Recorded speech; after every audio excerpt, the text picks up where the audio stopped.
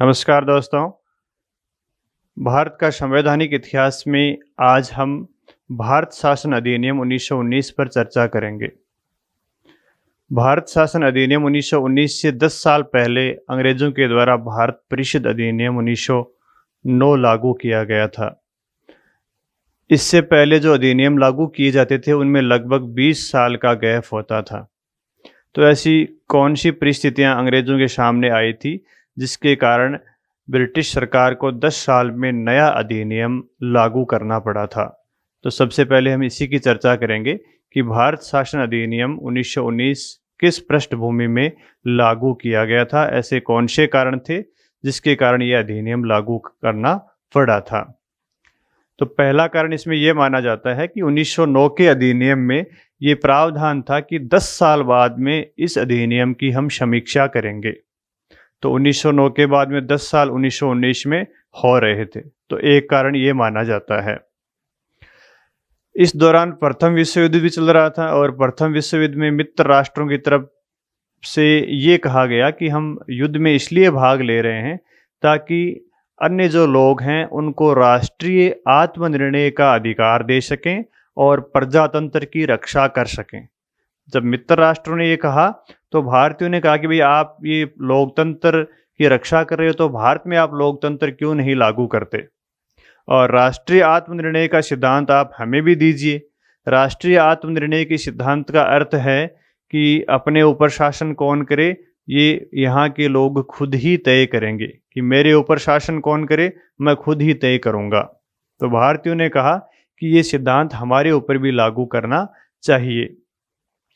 इसी समय भारत में होम रूल आंदोलन चल रहा था जिसमें भारतीयों के द्वारा स्वशासन की मांग की गई थी और भारतीयों के द्वारा विभिन्न विधानमंडलों में भारत में राजनीतिक सुधार की रूपरेखा की योजना भी प्रस्तुत की जा रही थी।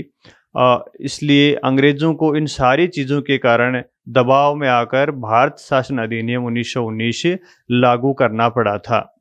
और इसी समय एक मेसोपोटामिया रिपोर्ट आई थी जिसमें भारत सरकार पर अकुशलता के आरोप लगाए थे। तो इस पृष्ठभूमि में 1917 में ब्रिटेन की संसद में कॉमन सभा में चार्ल्स रॉबर्ट नाम के एक सदस्य ने भारत के संवैधानिक विकास के बारे में सवाल पूछा था। उस सवाल का जवाब देते हुए भारत सचिव मॉन्टेग्यू ने 20 अगस्त 1917 को घोषणा की थी कि हम भारत में कर्मिक रूप से उत्तरदायी शासन की स्थापना करेंगे और भारतीयों को शासन और प्रशासन में अधिक से अधिक भागीदारी देंगे, लेकिन भारत ब्रिटेन का अभिन्न अंग बना रहेगा। और साथ ये कहा कि ये सुधार कब और कैसे करेंगे इस बात का निर्णय ब्रिटिश सरकार ही करेगी। ये सारी बातें भारत सचिव मॉन्टेग्यू ने 20 अगस्त 1917 को मॉन्टेग्यू घोषणा के दौरान ब्रिटिश संसद में कही थी। तो मॉन्टेग्यू घोषणा कब की गई थी? 20 अगस्त 1917। और मॉन्टेग्यू घोषणा कहाँ की गई थी? कॉमन सभा में। मॉन्टेग्यू घोषणा कहाँ की गई थी? ब्रिटिश संसद के कॉमन सभा में। आप जानते हो ब्रिटेन की संसद के 2 सदन हैं, लॉर्ड सभा और कॉमन सभा। तो वहां पे चार्ल्स रॉबर्ट के सवाल के जवाब में भारत के सचिव या भारत मंत्री मॉन्टेग्यू ने घोषणा की थी।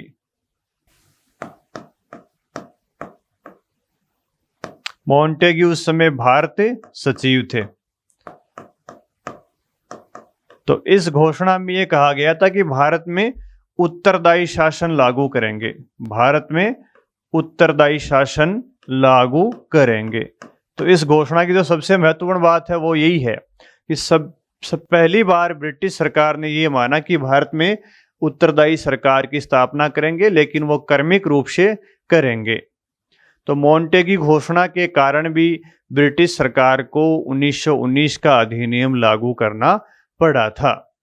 मॉन्टेग्यू घोषणा के बाद में नवंबर 1917 को भारत के सचिव मॉन्टेग्यू भारत आए और उन्होंने भारतीय नेताओं से विचार विमर्श किया।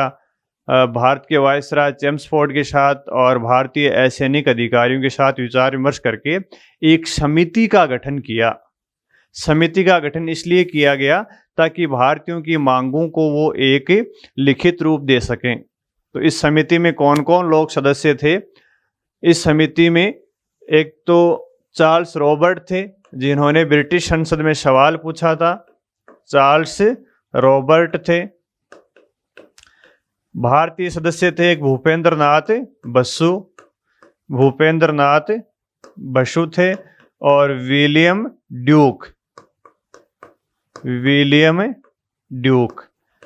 ये 3 लोगों की समिति थी। इस समिति की सिफारिश पर जुलाई 1918 में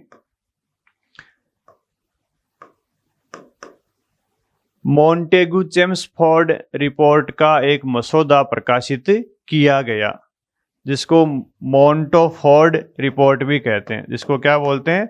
मोंटाफोर्ड रिपोर्ट, मोंटाफोर्ड रिपोर्ट। इस रिपोर्ट का प्रकाशन कब किया गया था? जुलाई 1918 में। और इस रिपोर्ट में क्या था? जो इस समिति ने सिफारिशें दी थी, उन सिफारिशों को इस रिपोर्ट में प्रकाशित किया गया था। इसको मॉन्टेगू चेम्सफोर्ड सुधार भी कहते हैं, मॉन्टेगू चेम्सफोर्ड रिपोर्ट भी कहते हैं। शॉर्ट में इसको मोंटाफोर्ड रिपोर्ट भी कहते हैं, जो जुलाई 1918 में प्रकाशित की गई। और इसी रिपोर्ट के आधार पर ब्रिटिश संसद ने 23 दिसंबर 1919 को भारत शासन अधिनियम 1919 पारित किया था। और भारत शासन अधिनियम 1919 जब पारित किया गया था, उस समय ब्रिटेन के प्रधानमंत्री कौन थे? उस समय ब्रिटेन के प्रधानमंत्री थे डेविड जॉर्ज। ब्रिटिश पीएम कौन थे? डेविड जॉर्ज थे। और उस समय ब्रिटेन के सम्राट थे जॉर्ज पंचम, जॉर्ज पंचम थे। और इस समय भारत मंत्री थे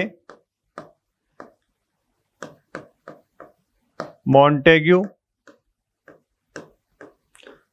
और भारत के गवर्नर जनरल या वाइसराय थे चेम्सफोर्ड।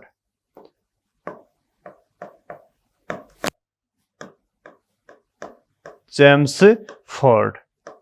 भारत सरकार अधिनियम 1919 में एक प्रस्तावना थी। ब्रिटिश सरकार ने पहली बार प्रस्तावना को शामिल किया गया था।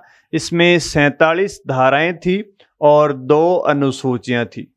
भारत सरकार अधिनियम 1919 में धाराएं कितनी थी? 47। और अनुसूचियां कितनी थी?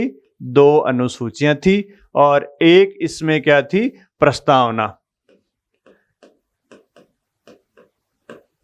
तो ये 1919 के अधिनियम से संबंधित कुछ फैक्चुअल बातें हैं। प्रस्तावना को पहली बार किसी अधिनियम में शामिल किया गया और ब्रिटिश सरकार ने पहली बार अधिनियम को लाने के उद्देश्यों की घोषणा प्रस्तावना के माध्यम से की थी। भारत शासन अधिनियम 1919 की प्रस्तावना को, भारत शासन अधिनियम 1919 की प्रस्तावना में लगभग वही बातें थी जो मॉन्टेग्यू घोषणा के समय 20 अगस्त 1917 को मॉन्टेग्यू द्वारा कही गई थी।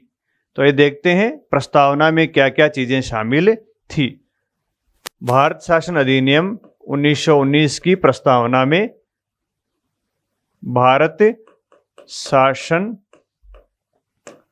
अधिनियम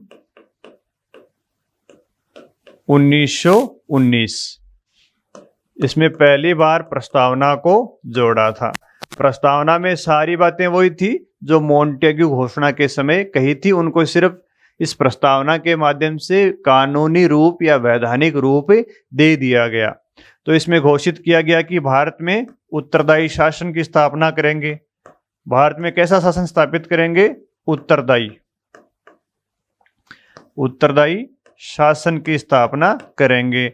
और उत्तरदायी शासन कैसे स्थापित करेंगे? धीरे धीरे, क्रमिक रूप से। और भारतीयों को शासन और प्रशासन में भारतीयों की भागीदारी बढ़ाई जाएगी। भारतीयों की सहभागिता प्रशासन में बढ़ाई जाएगी। और चौथी बात ये कही गई थी कि सुधारों का समय और क्या सुधार होंगे, ये ब्रिटिश सरकार तय करेगी। सुधारों का समय और सुधार कौन तय करेगी? ब्रिटिश सरकार ही तय करेगी। और पांचवी बात प्रस्तावना में ये कही गई थी कि भारत ब्रिटिश सरकार का या ब्रिटेन का अंग बना रहेगा। भारत ब्रिटेन का अंग बना रहेगा।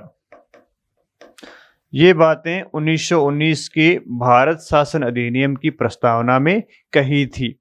तो इस प्रस्तावना के माध्यम से ब्रिटिश सरकार ने पहली बार अपने उद्देश्यों की घोषणा किसी अधिनियम में की थी। अब अपन देखेंगे भारत शासन अधिनियम 1919 को। इसके माध्यम से हम किन किन बिंदुओं पर चर्चा करेंगे, भारत शासन अधिनियम में कौन कौन सी बातें रखी गई थी, क्या क्या प्रावधान रखे गए थे, वो इस प्रकार हैं। पहला प्रावधान गृह शासन के बारे में था। दूसरा प्रावधान, गृह शासन वाला जो प्रावधान था ये ब्रिटेन में परिवर्तित किया गया था। ये ब्रिटेन में थी ये संस्था। गृह शासन से संबंधित जो प्रावधान इस अधिनियम में जोड़े गए थे वो ब्रिटेन के लिए थे, क्योंकि गृह शासन कहाँ स्थापित था? ब्रिटेन में स्थापित था। बाकी की ये जो सारे प्रावधान आपको दिख रहे हैं ये भारत के लिए थे। ये जो भी परिवर्तन किए गए हैं, जो भी प्रावधान किए गए हैं, सारे भारत के लिए थे। सिर्फ गृह शासन वाला प्रावधान लंदन में था, ब्रिटेन के लिए ये प्रावधान था, जिसको हम देखेंगे क्या बात इसमें कही गई है। इसके बाद में इस अधिनियम में भारत में केंद्रीय सरकार के बारे में प्रावधान रखे गए थे। भारत के प्रांतों में प्रांतीय सरकार के बारे में प्रावधान है। भारत की देशी रियासतों के बारे में प्रावधान है और निर्वाचन के बारे में प्रावधान है और गवर्नर जनरल और अन्य प्रावधान इसमें शामिल किए गए हैं, जिसमें लोक सेवा आयोग भी है। लोक सेवा आयोग से संबंधित प्रावधान है और विषयों का विभाजन भी है, यानी शक्ति विभाजन भी किया गया है। शक्ति विभाजन से संबंधित प्रावधान भी इसमें रखे गए हैं। तो पहला प्रावधान देखते हैं अपन, गृह शासन से संबंधित प्रावधान।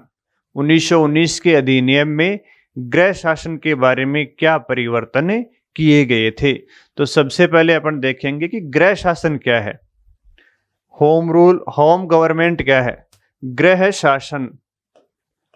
गृह शासन किसको बोलते हैं, या होम गवर्नमेंट किसको बोलते हैं? पहला जो परिवर्तन किया गया था अधिनियम के द्वारा वो गृह शासन में किया गया था।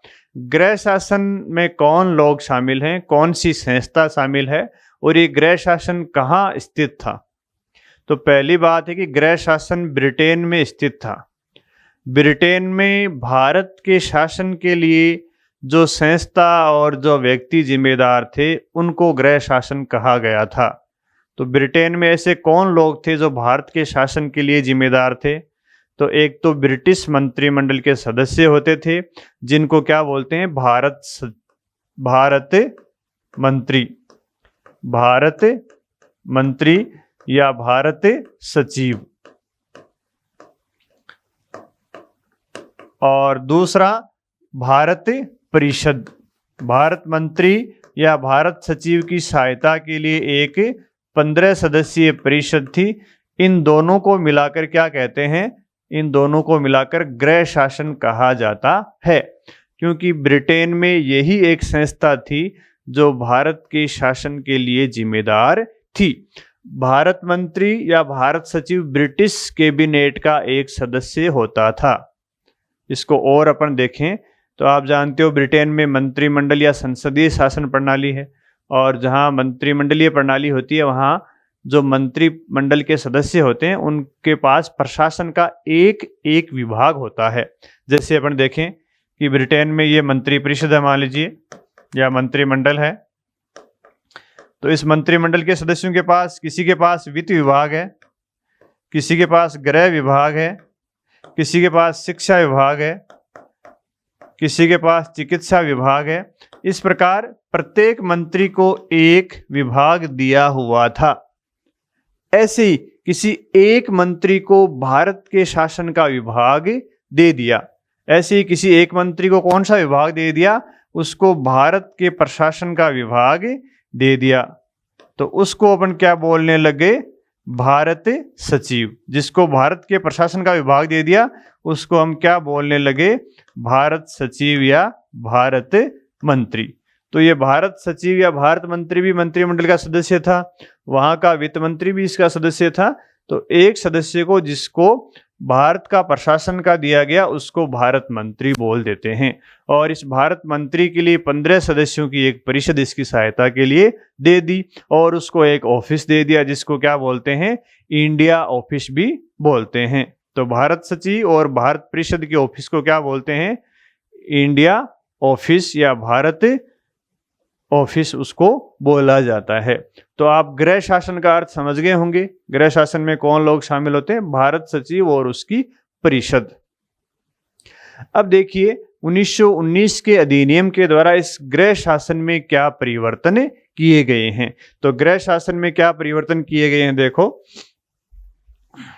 गृह शासन में पहला परिवर्तन किया गया कि जो भारत मंत्री और भारत परिषद थे इसका वेतन भारत के राजकोष से दिया जाता था। लेकिन कांग्रेस ने ये मांग की थी कि भारत का शासन दिल्ली और शिमला से चलना चाहिए, भारत का शासन लंदन से नहीं चलना चाहिए, और भारतीय राजकोष से जो वेतन जा रहा है भारत सचिव को और भारत परिषद को वो वेतन भी बंद करना चाहिए। तो इसके प्रत्युत्तर में ब्रिटिश सरकार ने इस अधिनियम के माध्यम से ये परिवर्तन किया और इन दोनों का वेतन जो भारत के राजकोष से दिया जाता था 1919 के अधिनियम के बाद में ये ब्रिटिश राजकोष से देना शुरू कर दिया। अब इनका वेतन कहाँ से दिया जाएगा, ब्रिटिश खजाने से, ब्रिटिश राजकोष से वेतन दिया जाएगा। दूसरा जो परिवर्तन किया गया वो है भारत परिषद की जो सदस्यों की संख्या थी वो 15 से घटाकर कितनी कर दी, न्यूनतम 8 और अधिकतम 12 हो सकती है। दूसरा परिवर्तन सदस्यों की संख्या में किया गया, क्योंकि जब वेतन भारत से नहीं मिल रहा था तो ब्रिटेन पर वेतन का बोझ बढ़ रहा था, तो इन्होंने सदस्यों की कटौती कर दी और इस परिषद के कार्यकाल में भी कटौती कर दी। पहले इस परिषद का कार्यकाल होता था 7 वर्ष और अब कार्यकाल घटाकर कितना कर दिया, 5 वर्ष। तो इस प्रकार ये परिवर्तन गृह शासन में 1919 के अधिनियम के द्वारा किए गए थे। अब ये परिवर्तन होने के कारण यानी वेतन ब्रिटिश राजकोष से मिलने के कारण इस गृह शासन या भारत सचिव पर ब्रिटिश संसद का नियंत्रण भी बहुत अधिक बढ़ गया था, क्योंकि उनको पैसे देने पड़ रहे थे तो उन्होंने इस पर शिकंजा भी कसना शुरू कर दिया। तो पहला जो 1919 के अधिनियम के द्वारा परिवर्तन किया गया था वो गृह शासन में किया गया था। और दूसरा जो इसमें परिवर्तन किया गया है वो 1919 के अधिनियम के द्वारा ब्रिटेन में एक हाई कमिश्नर की नियुक्ति की गई है। किसकी नियुक्ति की गई है, हाई कमिश्नर की। हाई कमिश्नर, ये हाई कमिश्नर की नियुक्ति भी कहाँ की गई थी, लंदन में। और हाई कमिश्नर की नियुक्ति लंदन में क्यों की गई, क्योंकि भारत के लिए साजो सामान के खरीदारी के लिए, भारत के लिए सैन्य और असैन्य सामान की खरीदारी के लिए इस हाई कमिश्नर की नियुक्ति की गई थी। और इस हाई कमिश्नर का वेतन कहाँ से दिया जाता था, इसका वेतन तो भारत से दिया जाता था। और हाई कमिश्नर की नियुक्ति भारत के गवर्नर जनरल के द्वारा की जाती है। और प्रथम हाई कमिश्नर था स्टेवेंसन। पहले हाई कमिश्नर का क्या नाम है, स्टेवेंसन। पहले हाई कमिश्नर का नाम है स्टेवेंसन। ये पहले लंदन में हाई कमिश्नर थे। इसके बाद में अब देखेंगे 1919 के अधिनियम के द्वारा केंद्रीय सरकार में क्या परिवर्तन किए गए। यानी अभी तक जो परिवर्तन देखा है वो तो ब्रिटेन में किया गया था। गृह शासन का जो परिवर्तन है वो कहाँ किया गया है, ब्रिटेन में किया गया। बाकी के जो सारे परिवर्तन हैं ये सारे परिवर्तन कहाँ होंगे, भारत में होंगे। बाकी के सारे परिवर्तन भारत में किए जाएंगे। तो पहला जो परिवर्तन है वो केंद्रीय सरकार में, इसके प्रावधानों को अपन देखेंगे। केंद्रीय सरकार में क्या किन किन संस्थाओं में परिवर्तन किए गए थे इस अधिनियम के द्वारा। एक तो कार्यकारिणी में और दूसरा केंद्रीय विधानमंडल में। इसी प्रकार प्रांतों में जो परिवर्तन किए गए हैं वो कार्यकारिणी में और विधानमंडल में परिवर्तन किए गए हैं। तो आइए देखते हैं केंद्रीय सरकार में क्या परिवर्तन हुए हैं, केंद्रीय सरकार में क्या क्या प्रावधान जोड़े गए हैं। केंद्रीय सरकार 1919 के अधिनियम के द्वारा केंद्रीय सरकार में क्या क्या प्रावधान जोड़े गए हैं। पहला देखेंगे, गवर्नर जनरल की कार्यकारिणी में परिवर्तन। कार्यकारिणी में परिवर्तन 1919 के अधिनियम के द्वारा गवर्नर जनरल की परिषद या गवर्नर जनरल की कार्यकारिणी भी बोल सकते हैं। इसमें पहली बार 3 भारतीयों की नियुक्ति का प्रावधान किया गया है। गवर्नर की कार्यकारिणी में 3 भारतीयों की नियुक्ति का प्रावधान किया गया। इससे पहले 1909 के अधिनियम में एक भारतीय व्यक्ति की नियुक्ति गवर्नर जनरल की कार्यकारिणी परिषद या गवर्नर जनरल की परिषद में किया जाता था। तो इस अधिनियम में एक बदलाव तो ये कर दिया, सदस्यों की संख्या 1 से बढ़ाकर कितनी कर दी, 3 कर दी। और ये जो गवर्नर जनरल की कार्यकारिणी परिषद थी, ये किसके प्रति उत्तरदायी होती थी? ये भारत सचिव के माध्यम से ब्रिटिश संसद के प्रति उत्तरदायी होती थी। भारत का केंद्रीय प्रशासन के लिए जिम्मेदार जो संस्था थी वो यही थी, गवर्नर जनरल की कार्यकारिणी परिषद या गवर्नर जनरल की परिषद इसको बोल सकते हैं। ये भारत के विधानमंडल के प्रति उत्तरदायी नहीं थी, ब्रिटिश संसद के प्रति उत्तरदायी थी। दूसरा जो परिवर्तन किया गया है वो परिवर्तन है केंद्रीय विधानमंडल में। केंद्रीय विधानमंडल में, केंद्रीय विधानमंडल में इस अधिनियम के द्वारा केंद्र में द्विसदनात्मक विधानमंडल की स्थापना की गई थी। केंद्र में क्या कर दिया? द्विसदनात्मक विधानमंडल की स्थापना कर दी। केंद्रीय विधानमंडल को 2 सदन वाला बना दिया। पहले 1 सदन का था और इस अधिनियम के द्वारा 2 सदन बना दिए। और दोनों सदनों के नाम क्या हैं? पहले का नाम है राज्य परिषद और दूसरे सदन का नाम है विधानसभा। दूसरे का नाम है विधानसभा, लेजिस्लेटिव असेंबली, और इसको बोलते हैं काउंसिल ऑफ स्टेट। इसका क्या नाम है? Council of state. और जो निम्न सदन था उसका क्या नाम है? Legislative assembly. ये दोनों सदनों का नाम है। कई बार परीक्षा में पूछ लेते हैं कि जो केंद्रीय विधानमंडल थे उनकी सदनों का क्या नाम था। पिछले जो प्रश्न पत्र आए थे उसमें भी इस प्रकार के सवाल पूछे गए हैं। तो आपको ध्यान रखना है, इसको राज्य परिषद, काउंसिल ऑफ स्टेट, और इसको विधानसभा, लेजिस्लेटिव असेंबली कहा जाता है। केंद्रीय विधानमंडल में कौन कौन लोग शामिल होते थे? 2 तो ये सदन शामिल होते थे और साथ में तीसरा शामिल कौन होता था? Governor general. इन 3 से मिलकर केंद्रीय विधानमंडल का निर्माण होता था। तो ये तीनों, राज्य परिषद, गवर्नर जनरल और विधानसभा, केंद्रीय विधानमंडल का भाग होते थे। अब इस अधिनियम के द्वारा केंद्र में द्विसदनात्मक विधानमंडल की स्थापना कर दी। अब इन द्विसदनात्मक विधानमंडलों में उच्च सदन राज्य परिषद था और निम्न सदन विधानसभा थी। अब देखते हैं राज्य परिषद में सदस्यों की संख्या कितनी थी। तो इसमें राज्य परिषद में सदस्यों की संख्या 60 थी। कितनी संख्या थी? 60। और विधानसभा में सदस्यों की संख्या कितनी कर दी गई थी? विधानसभा में सदस्यों की संख्या की थी 145। ठीक है। 60 सदस्यों में कुछ सदस्यों का निर्वाचन होता था और कुछ सदस्यों का मनोनयन होता था। तो इसमें निर्वाचित और मनोनीत दोनों प्रकार के सदस्य होते थे। मनोनीत सदस्यों की संख्या थी 27 और निर्वाचित सदस्यों की संख्या थी 33। राज्य परिषद में मनोनीत और निर्वाचित सदस्य होते थे। इसी प्रकार विधानसभा में भी मनोनीत और निर्वाचित सदस्य थे। देखिए विधानसभा में कितने मनोनीत और कितने निर्वाचित थे। तो विधानसभा में निर्वाचित सदस्यों की संख्या थी 104। निर्वाचित कितने होते थे? 104 सदस्य। और मनोनीत सदस्यों की संख्या कितनी थी? मनोनीत सदस्यों की संख्या थी 41। तो टोटल मिलाकर कितने सदस्य हो गए? 45 हो गए। इसमें सदस्यों की संख्या थी 60।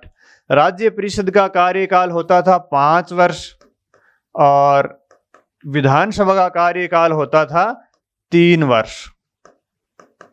दोनों सदनों के निर्वाचित जो सदस्य थे ये प्रत्यक्ष निर्वाचन के द्वारा निर्वाचित होते थे। इसका मतलब 1919 के अधिनियम में पहली बार प्रत्यक्ष निर्वाचन की बात की गई थी।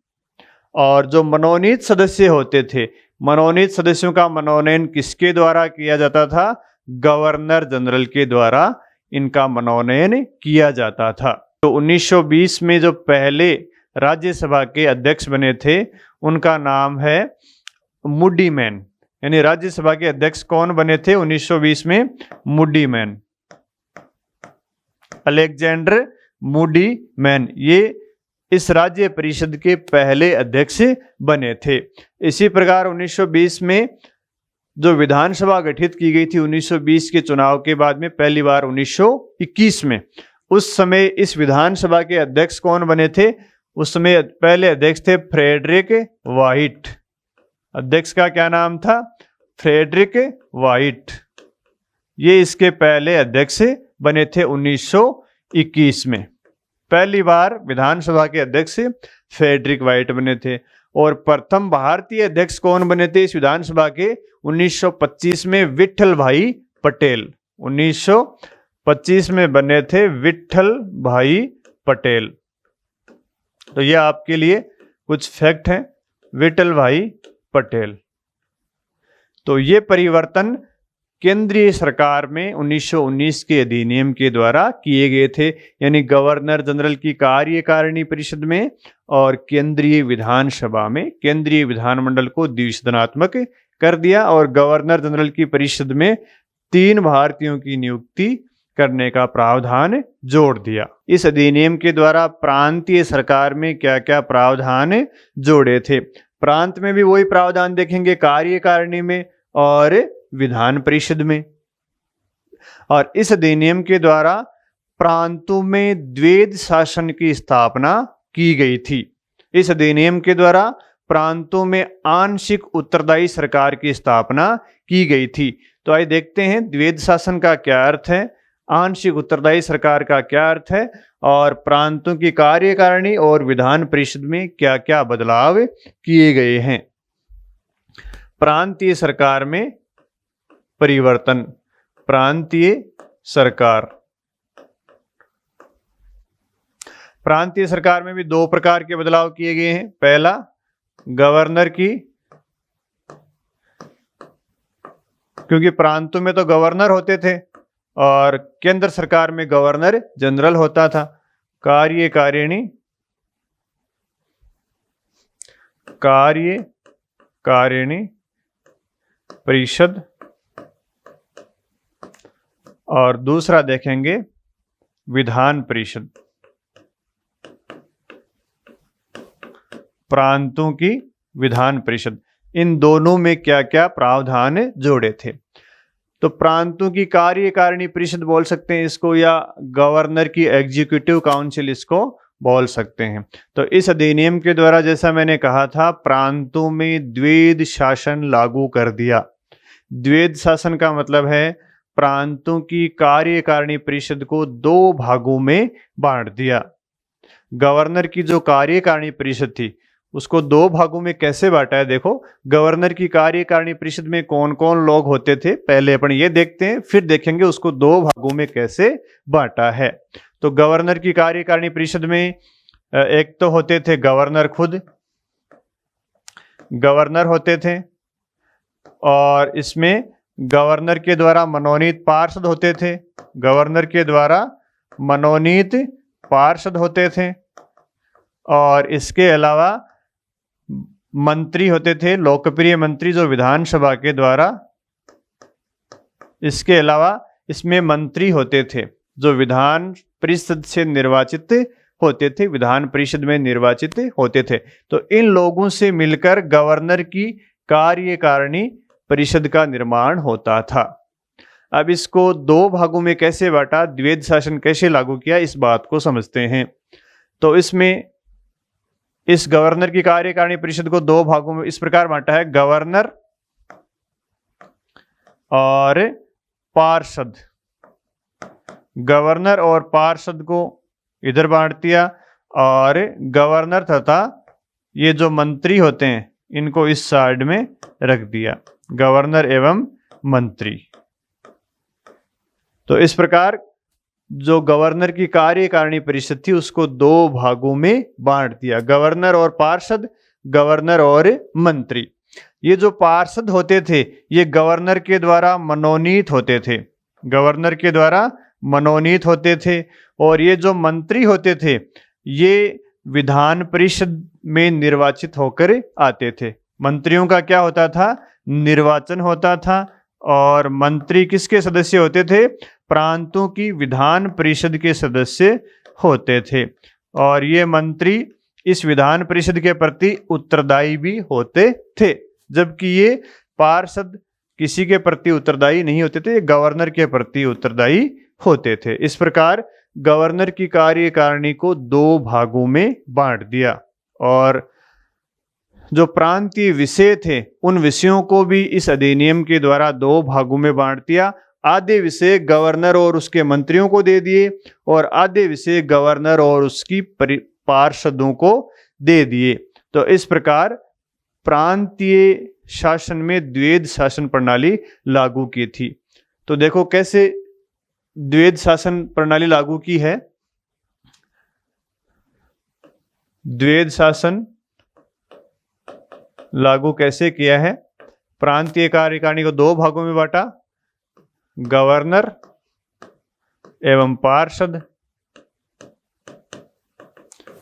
और दूसरे गवर्नर एवं मंत्री, गवर्नर एवं मंत्री। तो इस प्रकार कार्यकारिणी को दो भागों में बांट दिया। अब जो प्रांत के विषय थे उनका भी विभाजन कर दिया। प्रांत के विषयों का विभाजन कैसे किया, प्रांत के विषयों को दो भागों में बांट दिया। प्रांतीय विषयों को भी दो भागों में बांट दिया, एक आरक्षित विषय और दूसरे हस्तांतरित विषय, आरक्षित विषय और दूसरे हस्तांतरित विषय।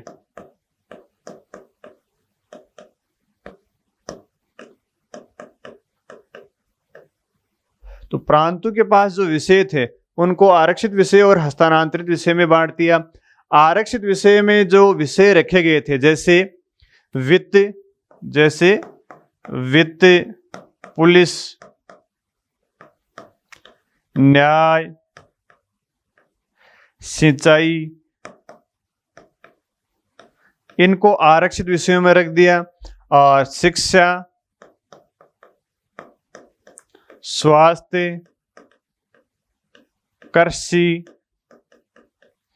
पीडब्ल्यूडी, इनको हस्तांतरित विषयों में रख दिया। इस प्रकार विषयों का दो भागों में बंटवारा कर दिया। अब देखिए जो आरक्षित विषय थे उन पर प्रशासन करने का अधिकार गवर्नर और उसकी परिषद को था, और जो हस्तांतरित विषय थे इन पर प्रशासन करने का अधिकार किसको दिया गया, गवर्नर एवं मंत्रियों को दिया गया। तो आरक्षित विषयों पर प्रशासन करने का अधिकार गवर्नर और पार्षद को दे दिया, और हस्तांतरित विषयों का शासन करने के लिए गवर्नर और मंत्रियों को अधिकार दे दिया।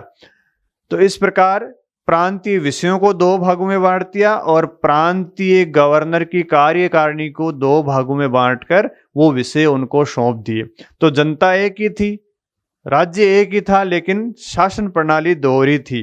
एक शासन प्रणाली गवर्नर और पार्षद की थी, दूसरी गवर्नर और मंत्रियों की थी। अब इसमें आंशिक उत्तरदायी शासन कैसे हुआ? ये तो हो गया द्वैध शासन, यानी दोहरा शासन हो गया, गवर्नर और मंत्री का इन विषयों पर शासन और गवर्नर और पार्षद का इन विषयों पर शासन। ये तो हो गया द्वैध शासन, यानी शासन को दो भागों में बांट दिया। और दूसरा जो अपन ने बात बोली थी वो आंशिक उत्तरदायित्व। प्रांतों में क्या लागू किया? इसके द्वारा आंशिक उत्तरदायी शासन लागू किया। तो आंशिक उत्तरदायी का क्या मतलब है? जो गवर्नर की कार्यकारिणी है उसमें आधे लोग तो जनता के प्रति उत्तरदायी हैं और आधे लोग किसी के प्रति उत्तरदायी नहीं है, इसलिए उसको आंशिक उत्तरदायित्व शासन बोला है। देखो कैसे उत्तरदायी हैं। यहाँ जो मंत्री हैं, ये मंत्री क्या होते हैं? निर्वाचित होते हैं। मंत्री निर्वाचित सदस्यों को बनाया जाता है और निर्वाचित किस में होते हैं? ये विधान परिषद में होते हैं। तो जो लोग विधान परिषद में निर्वाचित होकर आते हैं उन लोगों को गवर्नर मंत्री बनाता है। तो निर्वाचित होने के कारण ये मंत्री विधान परिषद के प्रति उत्तरदायी हो गए। शासन कार्यों के लिए किसके प्रति उत्तरदायी हो गए? विधान परिषद, और विधान परिषद के माध्यम से जनता के प्रति उत्तरदायी हो गए। और इधर जो ये पार्षद हैं, ये पार्षद तो गवर्नर के द्वारा मनोनीत किए जाते हैं। ये पार्षद सरकारी अधिकारी होते थे, नौकरशाह होते थे, जो जनता के प्रति या विधान परिषद के प्रति उत्तरदायी नहीं होते थे, क्योंकि ये विधान परिषद के सदस्य नहीं होते थे। ये गवर्नर के द्वारा मनोनीत किए जाते थे, इसलिए गवर्नर के प्रति उत्तरदायी थे, जनता के प्रति उत्तरदायी नहीं थे। तो इसमें देखो कार्यकारिणी में आधे लोग तो उत्तरदायी हैं और आधे लोग उत्तरदायी नहीं हैं। तो इस प्रकार का जो शासन होता है उसको बोलते हैं आंशिक उत्तरदायित्व। तो इस अधिनियम के द्वारा प्रांतों में आंशिक उत्तरदायी शासन की स्थापना की गई। इस अधिनियम के द्वारा प्रांतों में द्वैध शासन लागू किया गया। प्रांतीय विषयों को दो भागों में बांटा, प्रांतीय कार्यकारिणी को दो भागों में बांटा गया। और प्रांतों में ये द्वैध शासन 1921 में लागू किया गया था। भारत में प्रांत में द्वैध शासन कब लागू किया गया था? 1921 में लागू किया गया था। 1921 में 8 प्रांतों में लागू किया, उसके बाद में उत्तर पश्चिमी प्रांत में बाद में लागू कर दिया था। हालांकि बंगाल और मध्य प्रांत में बीच में थोड़े समय के लिए द्वैध शासन प्रणाली लागू नहीं रही थी, लेकिन ये शासन प्रणाली लागू 1937 तक रही थी। 1921 से लेकर 1937 तक ये द्वैध शासन प्रणाली भारतीय प्रांतों में लागू रही थी। द्वैध शासन प्रणाली के जनक थे लियोनस कार्टिस। उन्होंने एक पुस्तक लिखी थी डाइआर्की, उसमें इस प्रणाली का उन्होंने वर्णन किया था। तो द्वैध शासन प्रणाली देखने में बड़ी हास्यास्पद थी। हास्यास्पद इसलिए थी क्योंकि प्रांतीय विषयों को दो भागों में बांट दिया। जो महत्वपूर्ण विषय थे वो तो गवर्नर और पार्षदों के पास थे, और जो देश के निर्माण करने वाले थे वो गवर्नर और मंत्रियों के पास थे। तो जो गवर्नर होता था वो इन मंत्रियों के साथ व्यक्तिगत रूप से परामर्श करता था, सामूहिक बैठक नहीं करता था। भारतीयों की संख्या बढ़ाई गई थी। प्रांतों की जो कार्यकारिणी परिषद थी गवर्नर की, उसमें भारतीयों की संख्या में भी वृद्धि की गई थी। बंगाल और मद्रास जैसे प्रांतों में कार्यकारिणी में 4 में से 2 भारतीय सदस्यों की नियुक्ति की गई थी, और जहां कार्यकारिणी परिषद की संख्या 2-2 ही थी, वहां पे 1-1 भारतीय सदस्यों की नियुक्ति की जाती थी। इस प्रकार प्रांतीय कार्यकारिणी में भी भारतीय सदस्यों की भागीदारी बढ़ाई गई थी। केंद्रीय कार्यकारिणी में तो 3 सदस्य नियुक्त किए जाते थे, प्रांतों में 2-2 सदस्य भारतीय नियुक्त किए जाते थे। इसके बाद में अगला जो बिंदु है जिसको हम समझेंगे वो रियासतों का है, देशी रियासतों का। आप जानते हो ब्रिटिश सरकार ने देशी रियासतों को हमेशा ही अलग थलग रखने की नीति अपना रखी थी। 1918 में मॉन्टेग्यू चेम्सफोर्ड ने जो रिपोर्ट प्रकाशित की थी उसमें उन्होंने कहा था कि भाई हम ऐसा कोई मंच उपलब्ध कराएंगे जिसमें देशी राजाओं की आकांक्षा और ज़रूरतों को भी वो अपनी व्यक्त कर सकें। इसके लिए एक परिषद का निर्माण करेंगे। तो उस घोषणा के बाद में 1919 के अधिनियम में देशी रियासतों के लिए एक परिषद निर्माण करने की बात कही थी और देशी रियासतों के लिए चैम्बर ऑफ प्रिंसेस का गठन किया गया था। चैम्बर ऑफ प्रिंसेस, जिसको क्या बोलते हैं, नरेश मंडल भी बोला जाता है। और नरेश मंडल की स्थापना कब की गई थी? 8 फरवरी 1921 को दिल्ली में इसकी स्थापना की गई थी। नरेश मंडल के अध्यक्ष कौन होते थे? भारत के गवर्नर जनरल। जो पहले अध्यक्ष कौन थे? चेम्सफोर्ड थे। और नरेश मंडल के प्रथम चांसलर कौन थे? महाराजा गंगा सिंह, बीकानेर के महाराजा गंगा सिंह। नरेश मंडल के प्रथम चांसलर कौन थे? महाराजा गंगा सिंह, जो बीकानेर के रहने वाले थे।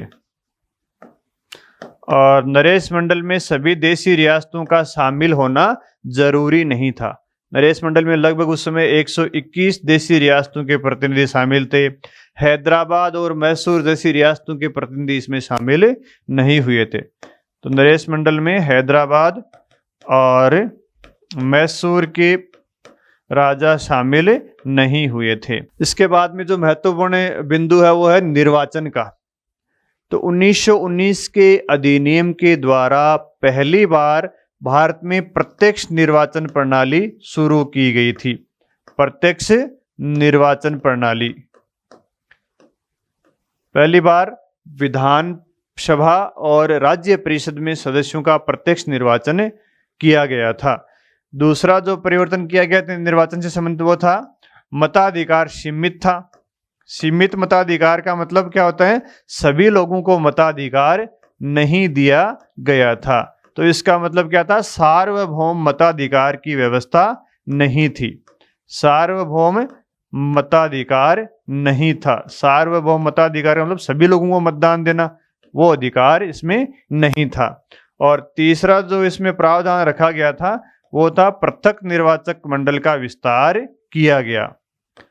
पृथक निर्वाचन मंडल का विस्तार किया गया। पृथक निर्वाचन मंडल क्या है? 1909 के अधिनियम में मुसलमानों के लिए और विशेष हितों वाले वर्गों के लिए पृथक निर्वाचक मंडल की शुरुआत की गई थी, जिसको अपन सांप्रदायिक प्रतिनिधित्व की प्रणाली भी बोलते हैं। लॉर्ड मिंटो ने उसको शुरुआत की थी, इसलिए लॉर्ड मिंटो को सांप्रदायिक निर्वाचन प्रणाली का जनक भी कहा जाता है। तो पृथक निर्वाचन प्रणाली में मुस्लिम तो शामिल 1909 के अधिनियम में ही थे।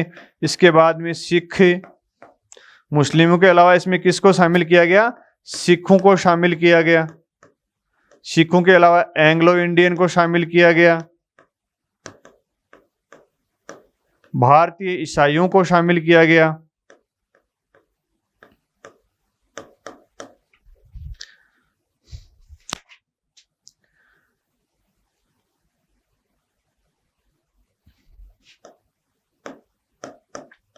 और यूरोपियों को भी इसमें शामिल कर लिया गया।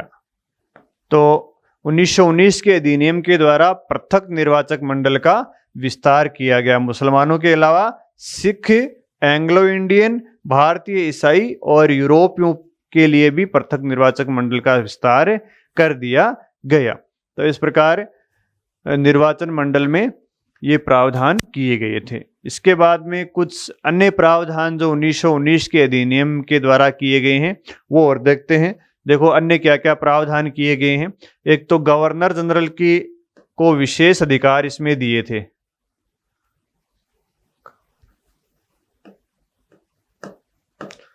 गवर्नर जनरल को क्या दिए थे? विशेष अधिकार। गवर्नर जनरल के पास विशेषाधिकार थे। विशेषाधिकार क्या थे? उनके पास वीटो का अधिकार था और साथ में किसका अधिकार था? अध्यादेश जारी करने का अधिकार था। वीटो का अधिकार इसलिए दिया गया था कि केंद्रीय विधानसभा के द्वारा अगर किसी विधेयक को पारित कर दिया जाता है और गवर्नर नहीं चाहता कि वो विधेयक कानून बने, तो वो उस पर वीटो का प्रयोग करके उसको रोक सकता था। यानी गवर्नर नहीं चाहे तो विधेयक को रोक सकता था। और मान लीजिए गवर्नर चाहे कि कोई ऐसा विधेयक बना दें और उस विधेयक को केंद्रीय विधानमंडल नहीं बनाए, तो गवर्नर क्या कर सकता था, उस विषय के बारे में अध्यादेश जारी कर देता था। तो ये इस प्रकार का विशेषाधिकार गवर्नर जनरल के पास था, विधेयक को रोकने का और विधानमंडल जिस विधेयक को नहीं बनाए उसको बनाने का इनके पास विशेष अधिकार था। शक्तियों का विभाजन भी किया गया था इस अधिनियम के द्वारा। शक्ति विभाजन किया गया था। शक्ति विभाजन किस में किया गया था? प्रांत और केंद्र में।